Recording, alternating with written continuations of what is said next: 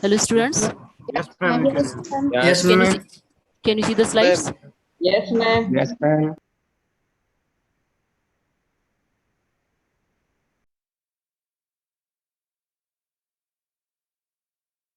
Has got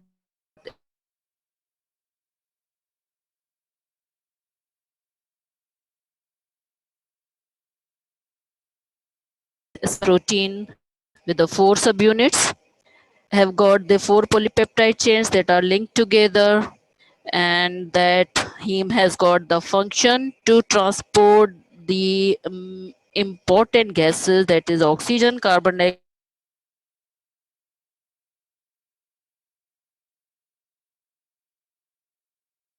sulfur.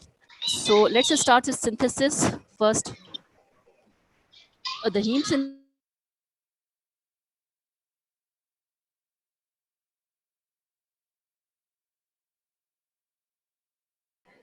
that today we'll discuss the mechanism of the heme synthesis, uh, how heme is synthesized. What do you know about the heme? Heme is a very, very important iron containing chromoprotein. It's oligomeric in nature. It's an allosteric protein, and that is a very important protein that is going to transport the gases between the peripheral tissues, between the important tissues, and all of the body tissues and the lungs, so that can distribute the metabolites and the gases between the tissues and between the lungs. The tissues that is going to giving off their gases in the form of oxygen and carbon dioxide, and the metabolites it carries, especially regarding the hydrogen. So by carrying the hydrogen, by carrying the carbon dioxide, and by carrying the oxygen, it is a very, very important transport protein. The site of the heme synthesis, it is mainly in the bone marrow, that occurs in the bone marrow as well as in the liver. So 85% of the heme is synthesized in the bone marrow, whereas the rest of the heme is synthesized in the hepatic cells. It's a protein that is very important regarding the heme is found not only in the hemoglobin, but that heme is also found in the other proteins, for example, the myoglobin, the cytochrome, especially the cytochrome oxidase, that is one of the enzyme of the electron transport chain, cytochrome oxidases, that also contain heme. Then iron containing that heme part is a part of catalases enzymes, and the tryptophan oxygenases, the cytochrome P450 system that is used for the xenobiotic metabolism, and different other peroxidases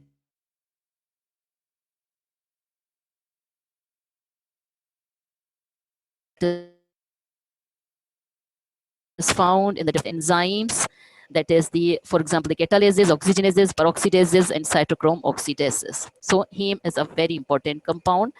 That heme is synthesized starting with the very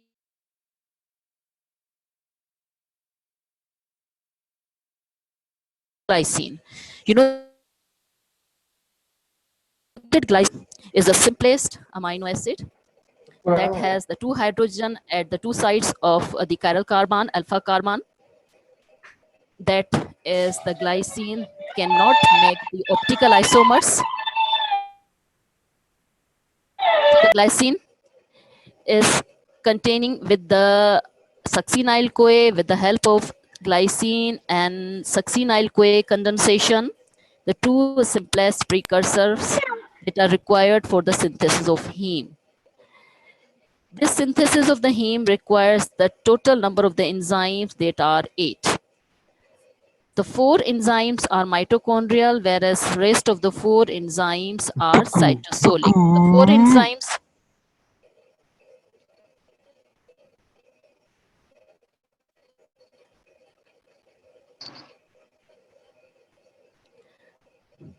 The rest of the four enzymes are cytosolic. All of the reactions that are involved for the heme synthesis are,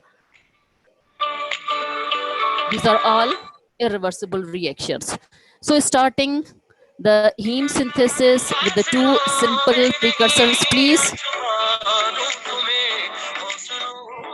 Required for the heme synthesis is starting with the simple amino acid glycine and succinyl CoA.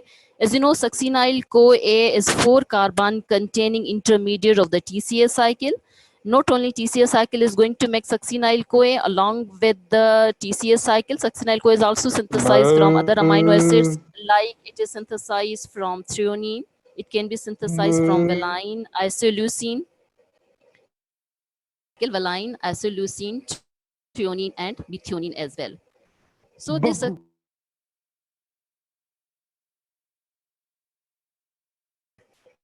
and in the cytosol. So remember the first reaction that is starting the heme from the mitochondria. Then the second enzyme is found in cytosol, second, third, fourth.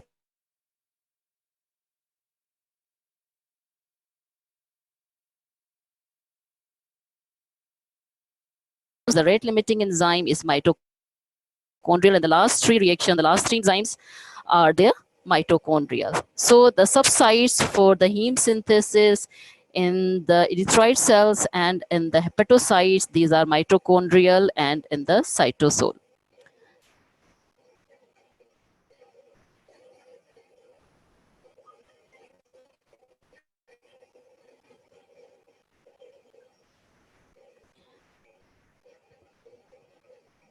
The formation of the heme involves the incorporation of the iron, that is the central iron, that is linked with the nitrogen of the 4 pyrrole rings. You know that the 4 pyrrole rings are linked together, but the methynyl bridges, that methynyl bridges has got the double bond, CH at the one side, double bond, and the other side there is a single bond. So this is called the methynyl bridge. So there are the 4 methynyl bridges that are going to connect the 4 pyrrole rings, and these 4 pyrrole rings are connecting the central iron in the ferrous form Fe plus 2, and in this way the 4 pyrrole rings are linked with the central iron. So this is going to make the protoporphyrin. ALA synthase is the key regulatory enzyme for the heme synthesis. This is the first enzyme. This is the first enzyme of required for the heme synthesis. 85% of the heme is synthesized in bone marrow and erythroid cells, whereas majority are the remaining are occurring in the hepatocytes. The double bond that are joining the pyrrole rings that I was telling, these are the methynyl bridges, the alpha, beta, gamma, and delta rings. They are incorporating the central iron with the nitrogen of the pyrrole rings. So in this way, the protoporphyrinogens are synthesized.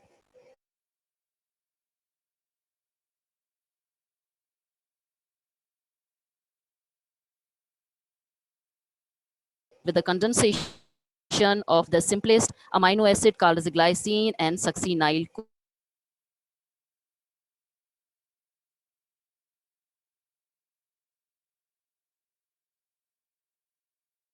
requiring the availability of this is called as this is the rate limiting enzyme, and this requires the availability of pyridoxal phosphate or vitamin B6. So this vitamin B6 dependent enzyme ALA synthase this is started in the mitochondria, and then this enzyme has got the half life of from 1 hour to 3 hours, but mainly it is about the 1 hour or 60 minutes is a half life of this enzyme. Again, this enzyme is then stop working. After that, this condensation of glycine and succinyl CoA that is going to make one molecule of aminolevulinic acid. So this ALA is synthesized in the first step. After that, there is the removing of the water molecule from this molecule from ALA synthase, and in this way, this is This is the two enzyme, then they condense, and with the dehydratase enzyme, with the help of dehydratase enzyme, this is converted into porphoblinogen. This is called as the PBG. The ALA dehydratase enzyme, that is the zinc dependent enzyme, that is inhibited by the lead. So lead poisoning can cause the inhibition of the further synthesis of the heme. So up to here, when anemia is occurring because heme is not going to be synthesized as a result of the lead poisoning, this zinc dependent enzyme ALA dehydratase is inhibited due to the lead poisoning, and in this way the anemia can occur due to the defect of this enzyme that is being affected due to the lead poisoning. So after that, this second step is the condensation of the two molecules of aminolevulinic acid. Then these two molecules, they are linked, they are condensed, and they are going to make one molecule of porphoblinogen, that is stands for the PBG. PBG stands for porphoblinogen. This is the second enzyme, that is ALA dehydratase. Then what will happen this one, once this PBG or porphoblinogen is synthesized as a result of condensation of two molecules of ALA, this PBG is condensed with the three other molecules of PBG. So the first PBG is condensed with the three other molecules of PBG. So collectively four molecules of PBG, they are then in link together and going to make a linear structure that is called as hydroxymethylbilane. So the third enzyme required for that is PBG deaminase. Okay, so first pyrrole precursor is porphoblinogen once it is synthesized from as a result of the condensation of two molecules of aminolevulinic acid. So the first pyrrole precursor that is synthesized, that you must remember during the heme synthesis, this is called as PBG or porphoblinogen. How it is synthesized? When two molecules of ALA are condensed.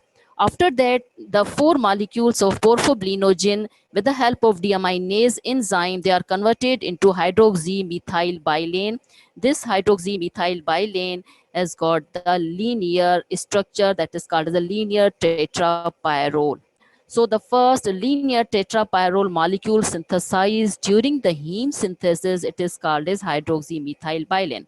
So remember, you may be asked, what is the first precursor pyrrole synthesized during heme synthesis? This is called as the porphoblinogen. What will happen when four molecules of porphoblinogen condense to make one molecule of a linear tetrapyrrole structure? So this is called as hydroxymethylbilane with the help of enzyme deaminase, PBG deaminase.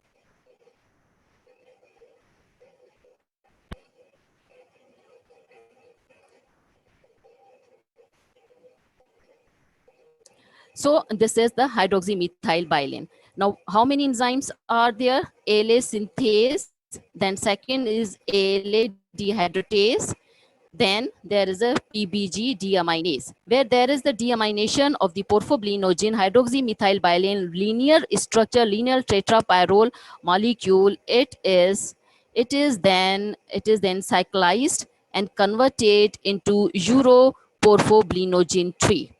Hydroxymethylbilane is converted into the uroporphoblinogen and uroporphoblinogen 1 and 3. There is a difference between 1 and 3. You must be told by your teacher Sophia that what is difference between 1 and 3 porphoblinogens. So uroporphoblinogen 1 and uroporphoblinogen 3, they are synthesized. One is synthesized spontaneously and the third is synthesized by the uroporphoblinogen 3 synthase.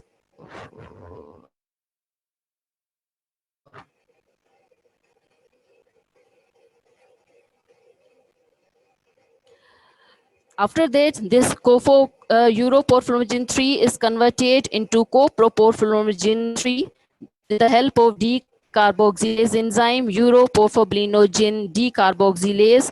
After removing of the carbon dioxide,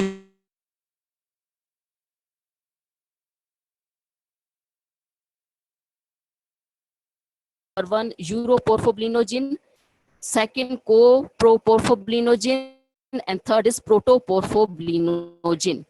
Uroporphorin 3 is converted into coproporphoblinogen 3 with the help of decarboxylase enzyme. This decarboxylase enzyme, this is cytosolic, and this the synthesis of coproporphoblinogen 3 that occurs in cytosol. Then that will enter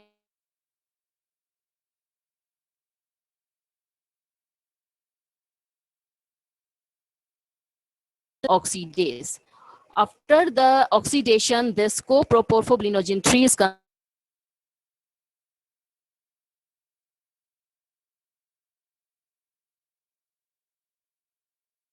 protoporphoblinogen 3 on oxidation with the protoporphyrin oxidase, and there is a condensation or the presence of the iron in the center. Then there is a synthesis of the heme with the help of ferrochelatase enzyme. So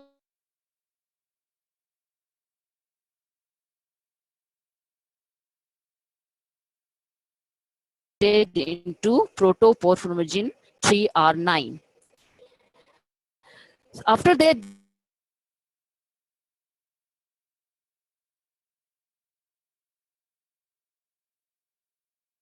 a iron that is found in the center, that is then condensed over there with the help of the nitrogen, 4 nitrogens of the 4 pyrols.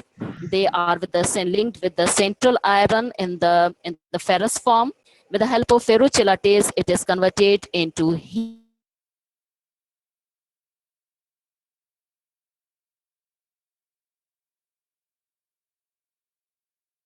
Sensitive to the lead poisoning, so it inhibited the lead poisoning. You can see, and the two enzymes are very sensitive to the lead poisoning. That is very, very important point that is usually asked in exams, that the enzymes of the heme synthesis that are sensitive to the lead poisoning, these are two in number. These are the ALA dehydratase and the ferrochelatase, the last one. The first one enzyme, or the rate limiting enzyme ALA synthase, is PLP dependent or pyridoxine derived coenzyme called as pyridoxal phosphate. So deficiency of this vitamin B6 or PLP, pyridoxal phosphate, can cause the defect in the heme synthesis and can lead to the anemia. So in this way, these are the 8 steps of the heme synthesis. In this way, this heme, once it is synthesized, that can incorporate the globin and can form the hemoglobin.